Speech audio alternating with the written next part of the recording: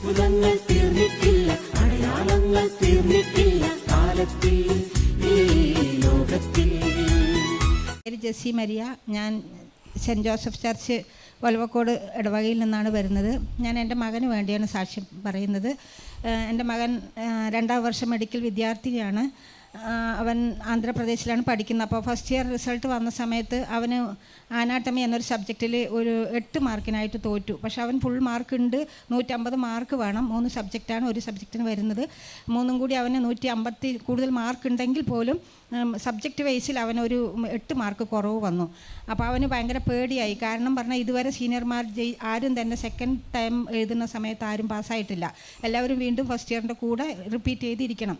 അപ്പോൾ അവൻ പറഞ്ഞു, അമ്മ ഇനി ഇങ്ങനെ ഒരു ചാൻസ് വരികയാണെങ്കിൽ തോറ്റു പോവുകയാണ്, ഞാൻ എഴുതില്ല ഒരിക്കലും, ഞാൻ ജൂനിയറുടെ കൂടെ ഇരുന്ന് എനിക്ക് പഠിക്കാൻ പറ്റില്ല, ഞാൻ പഠിക്കില്ല, ഞാൻ ക്യാൻസൽ ചെയ്ത് വരികയാണെന്ന് പറഞ്ഞു. അപ്പോൾ അവന് അത് കാരണം എന്ന് വെച്ച് കഴിഞ്ഞാൽ വേറെ കോളേജിൽ പോയി എഴുതുകയും വേണം.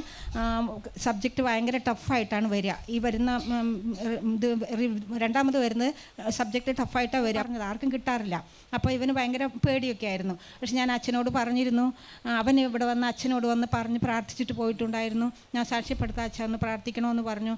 അതുപോലെ ഞാൻ അച്ഛനും പ്രാർത്ഥിച്ചു, സാക്ഷ്യപ്പെടുത്താമെന്ന് പ്രാർത്ഥിച്ചതിൻ്റെ ഫലമായും ഞാൻ പരീക്ഷ ദിവസം നിത്യാരാ ചാപ്പലിരുന്ന് പ്രാർത്ഥിച്ചുകൊണ്ടിരിക്കുന്ന സമയത്ത് ഞാൻ വചനമിട്ട് കൊന്ത ചൊല്ലിക്കൊണ്ടിരിക്കുന്ന സമയത്ത് കർത്താവ് പുതിയ പുതിയ വചനങ്ങൾ തരുന്നു. ജെറമ്യാ 33:3 നീ എന്നെ വിളിക്കുക, നിനക്ക് മറുപടി നൽകും, നിന്റെ ബുദ്ധിക്ക് അതീതമായ മഹത്വം നിഗൂഢമായ കാര്യങ്ങൾ വെളിപ്പെടുത്തി തരുന്നൊക്കെ പറയുന്നു. അപ്പോൾ എന്താണെന്ന് എനിക്ക് മനസ്സിലാവുന്നില്ല. പുറപ്പാട് 14:14 എല്ലാം തരുന്നു.